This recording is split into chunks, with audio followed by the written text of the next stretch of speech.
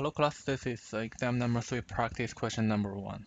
This question is about sampling distribution of proportion. We have a sample size of 500 and the sample proportion of 72%.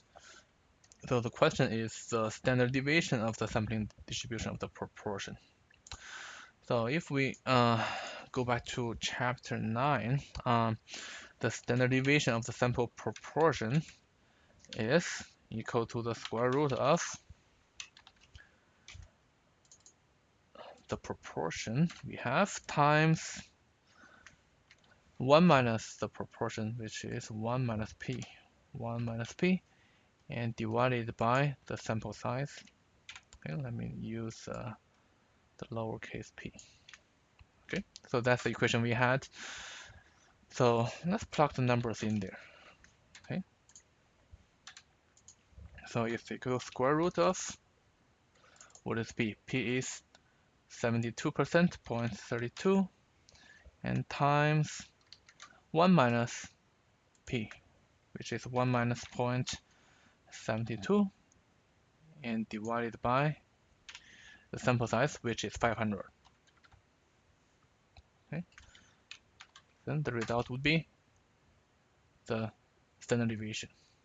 And part B, what if we change the sample size to 125? Okay, let me just change the sample size from there. So instead of 500, we have 125. Okay, then we get the new standard deviation.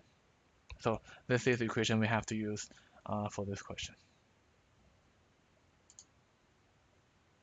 So question number 2. So in this question we are talking about how to explain the confidence interval. We know for the confidence interval we need to mention 3 things. One is the confidence level, 90% or 95% or 98%. This is the first one. Then we have to mention the population parameter. So the population parameter could be the population proportion or the population mean. And the third one is to mention the lower limit and upper limit of the confidence interval.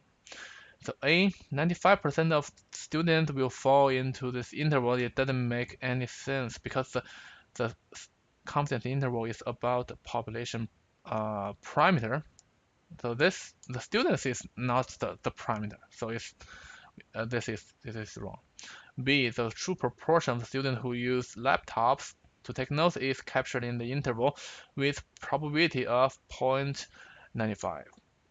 So 0.95 is not actually it's not a probability.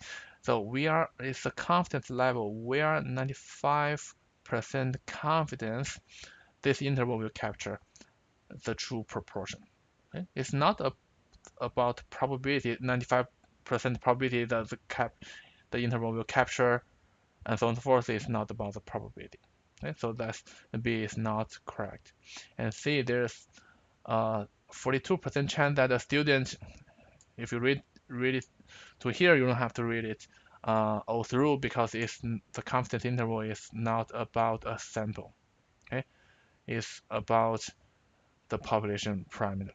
Okay, so there's not enough information to make an absolute statement about the population population value with the precision. Okay, it's not like we have this percent chance. It's not like that.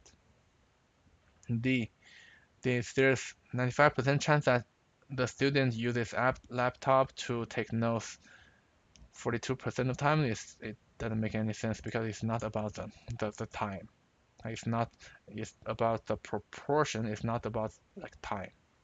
And E, we are 95% confident that the true proportion of students who use the laptops is captured in the interval with the lower limit and upper limit. So that's the correct way to explain the confidence interval.